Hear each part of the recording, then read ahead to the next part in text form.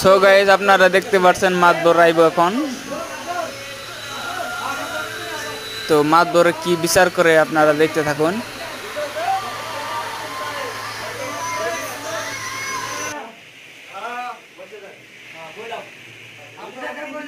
বিচার মানে কি জানো? আমার সকালে আমি 5টা আন্ডা আনছিলাম। আমরা বিদ্যালয়ে থাকি। 5টা আন্ডা আনছি আমরা রেশন খাবার জন্য। 4 জনে কামে গেছে আমি 5টা আন্ডা আনতে আমও কামে গেছে।